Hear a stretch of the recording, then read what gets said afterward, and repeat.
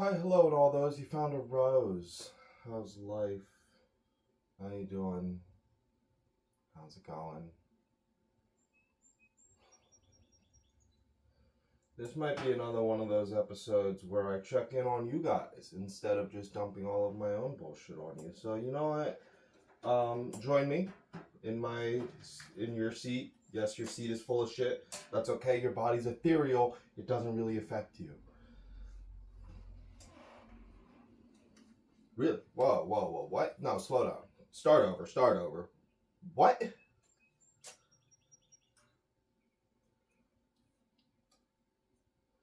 Yeah. What? No.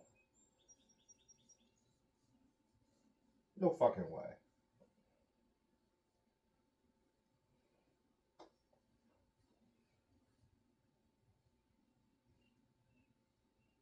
Yeah?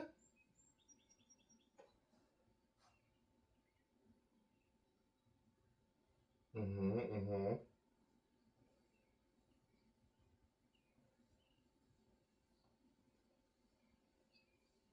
I can tell if that's fucked up or not.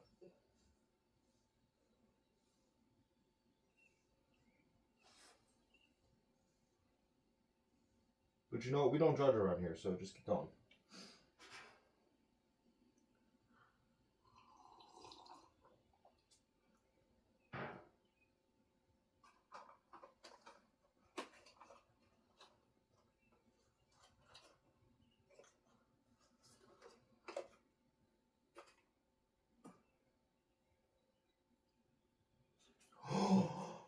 What?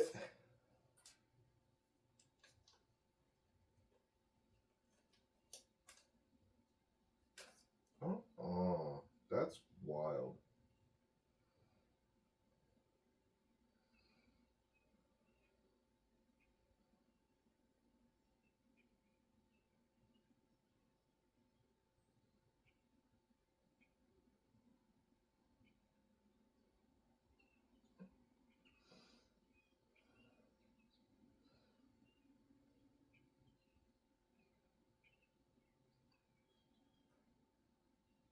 You joking?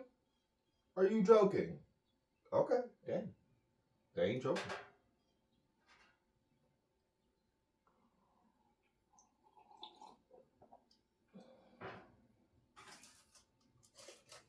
Drink some water. You yapping a lot. Damn.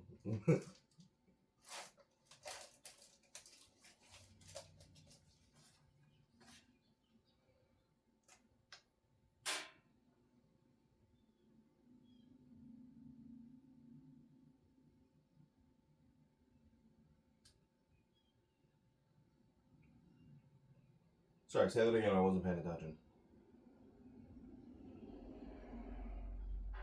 No, I heard that part. Oh, okay.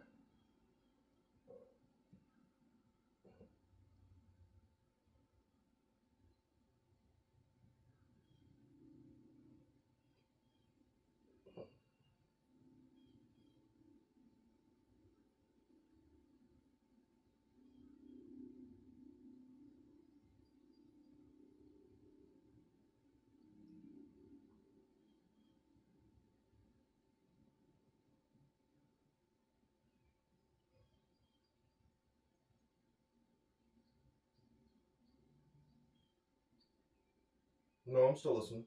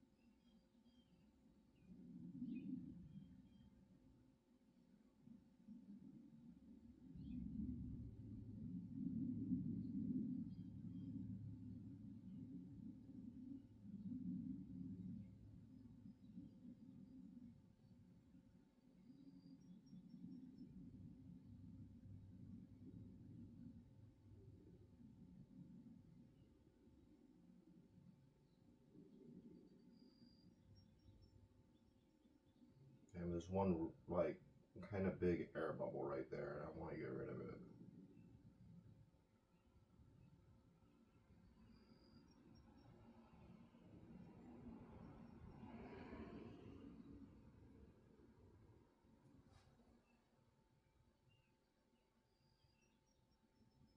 As fun as this bit is, where I just listen to the viewer for an amount of time, it does somewhat defeat the purpose of the activity of recording myself and speaking into it. Now, ironically, if you were actually here, that is literally what I would need to keep me calm, is someone just talking at me the entire time. But you're not here, so I can't actually hear you. Sorry to break the illusion. But, yeah, I guess I should figure out some bullshit to talk about. I'm writing a comic book. I don't know if I mentioned that before. I probably did, but now I'm gonna speak a little more on it to get my mind off of the immediate activity that I'm doing in this moment. But yeah, I'm writing a story about a trans witch who came from the forest, joined society, and found out society sucks. That's the elevator pitch, isn't it? I guess. At first, okay. I'm just gonna tell you about kind of the background writing process besides the actual story itself. Because I don't know if anyone actually gives a shit about spoilers about a book that doesn't technically exist yet. But here we are. So, like, at first, I wanted to write a story in which the main character was trans, and that just isn't a big deal, right? And, like, that they just are, and the story isn't about that. And I think I am still, for the most, actually, no, it's not for the most part anymore. Trans ideology and themes have just, like, kind of whoosh all over the story. What's a trans ideology?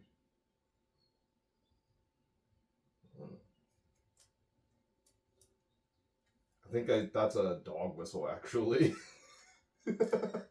God damn it, their dog whistles are infecting me. This is bullshit. Whatever, stay woke. Like the real... Hey, oh, damn it. Do y'all know what woke means? Like, what it actually means? Like, to yourself, tell yourself, what does woke mean? I'll give you a second.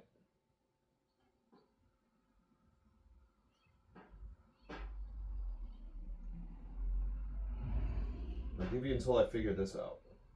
There we go. So, the original meaning, to stay woke, started around the Jim Crow era, was to just be aware of injustice around you. Cool? So, like, if anyone is saying anything about wokeness and it doesn't fit into that context, they're grifting you. That's it. All right, that's my spiel for today on that. But the reason I started talking about wokeness, trans themes in my story. So, like, early on, I set a rule in magic not to change yourself using magic, right? And the main character wants to be like their mother and their mother's friend, and less like themselves. And the man character who hangs out too. They have like multiple parental figures. You know, it takes a village to raise a child. I don't know how to. I don't know. It sounded weirder the way I said it before, but So yeah, they realize they want to be more like the women in their life and less like the men and themselves in their own lives.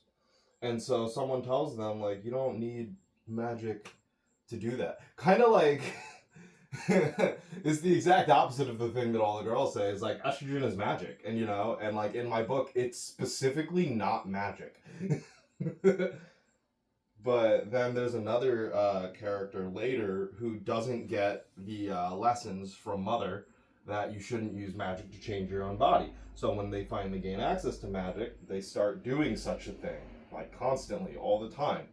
And so I think I want to have some sort of like um, allegory for transitioning with medical help versus DIY.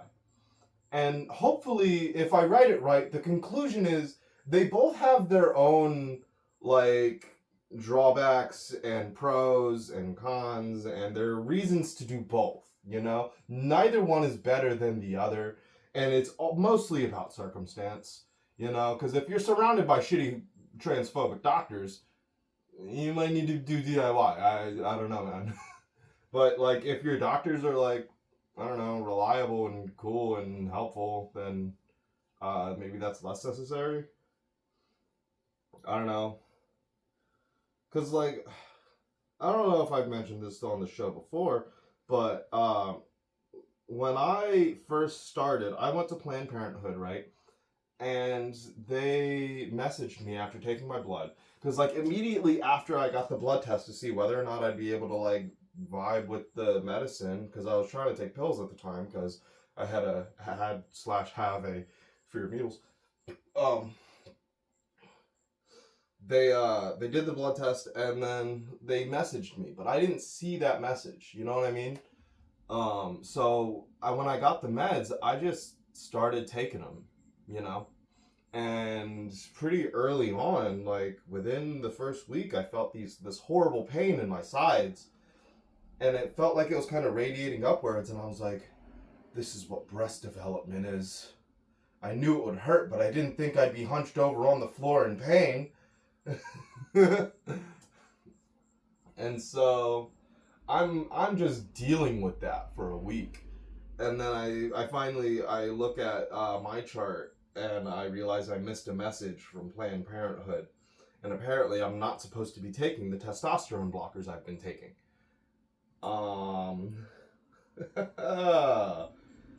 So I'm not saying you can't figure out DIY. I'm stupid. I know this. I know this about myself, that I am not a smart person.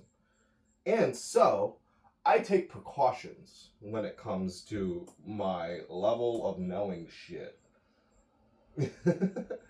And like, okay, so like, for a while, like before I actually had my appointment, I had a friend who was trying to help me do DIY.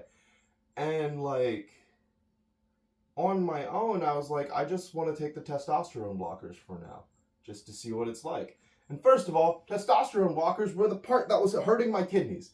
Second of all, that's not how that works. And I didn't know that.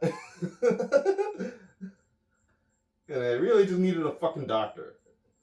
But that's just me. Again, I'm stupid. I need a smart person telling me what to do.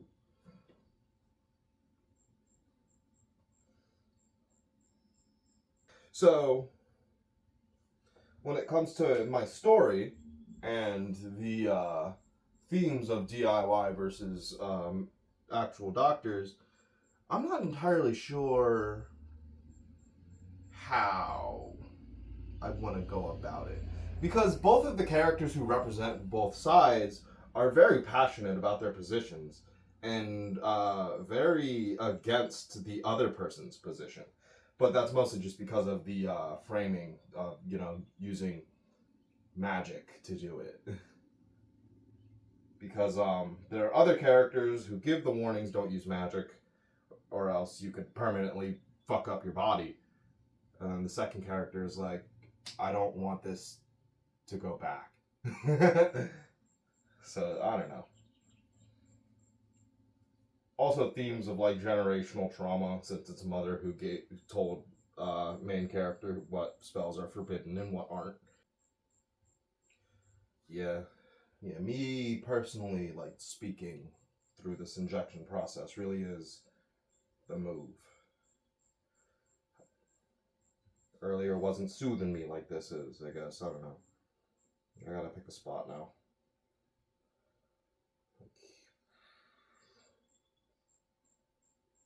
I guess here.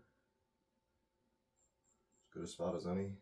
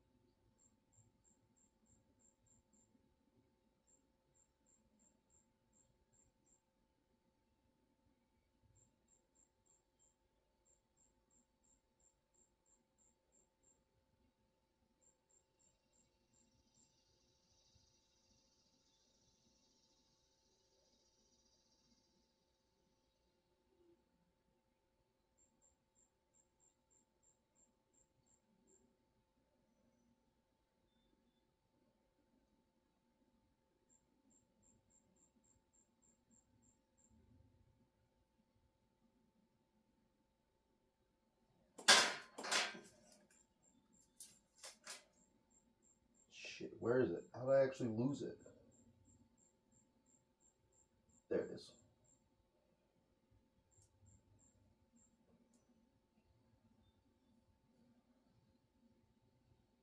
Okay.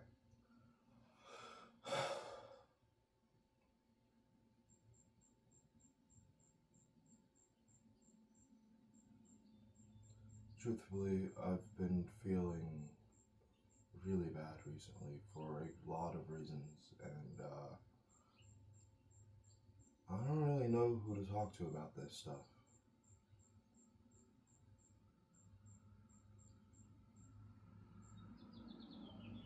I don't know. I've tried therapy a lot. I think I just kind of have to come to the conclusion that my fiance isn't really great at listening to this type of stuff. I have a couple friends with benefits, and yeah, they're willing to listen, but you're not my girlfriend, so I'm not trying to lean on you like that.